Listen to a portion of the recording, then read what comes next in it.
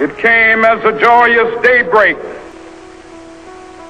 to end the long night of their captivity. And that all great and honorable actions are accompanied with great difficulties, and both must be enterprised and overcome with answerable courage. Why choose this as our goal?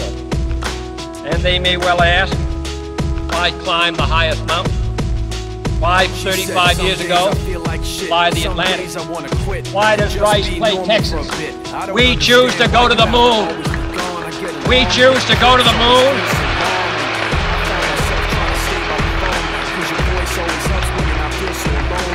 We choose to go to the moon in this decade and do the other thing, not because they are easy, but because they are hard. Because that goal will serve to organize and measure the best of our energies and skills.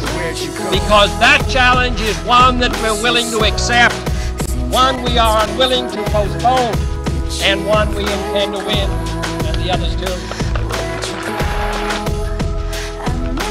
Yet words on a parchment would not be enough to deliver slaves from bondage. To provide men and women of every color and creed their full rights and obligations as citizens of the United States. What would be needed for Americans in successive generations who are willing to do their part through protests and struggle on the streets and in the courts, through a civil war and civil disobedience, and always a great risk, to narrow that gap between the promise of our ideals and the reality of their time. When the architects of our republic wrote the magnificent words of the Constitution and the Declaration of Independence, they were signing a promissory note to which every American was to fall heir.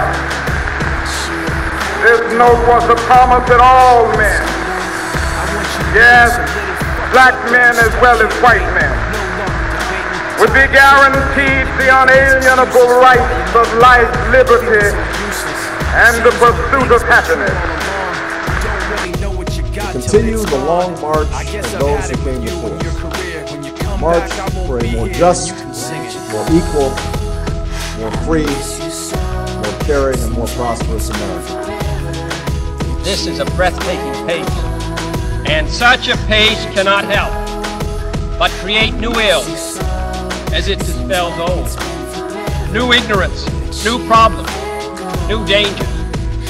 Surely the opening vistas of space promise high costs and hardships as well as high reward. So it is not surprising that some would have us stay where we are a little longer, to rest, to wait. But this city of Houston, this state of Texas, this country of the United States was not built by those who waited and rested and wished to look behind them.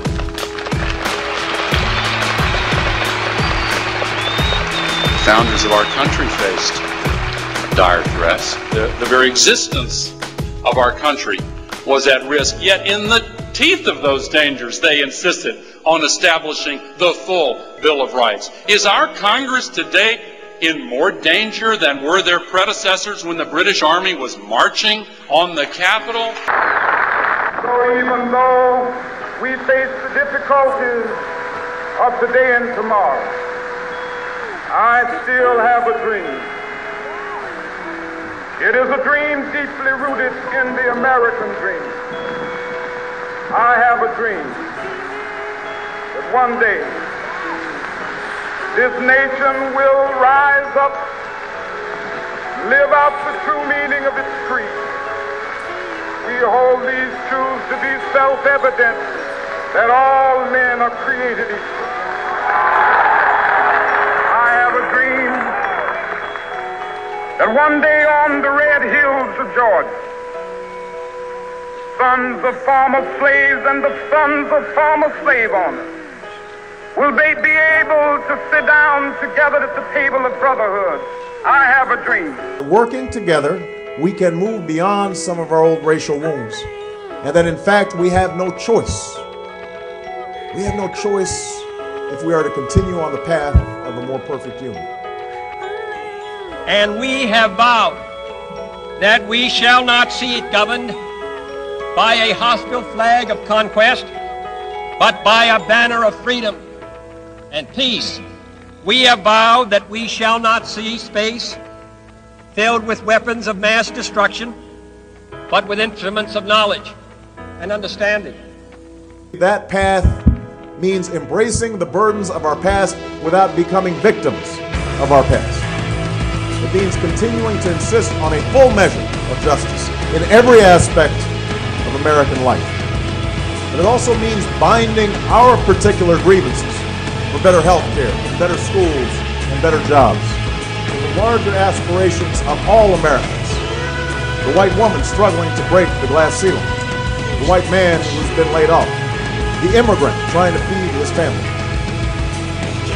With this faith, we will be able to transform the dangling discords of our nation into a beautiful symphony of brotherhood.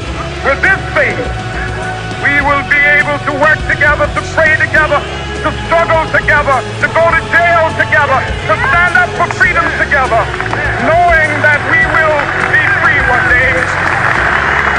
This will be the day.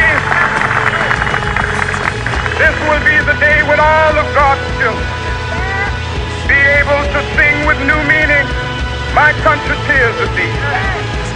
We land of liberty of thee I sing. Land where my fathers died, land of the pilgrim's pride. From every mountainside, let freedom ring. And if America is to be a great nation, this must become true. So let freedom ring. We have a duty as America to defend our citizens' right, not only to life, but also to liberty and the pursuit of happiness.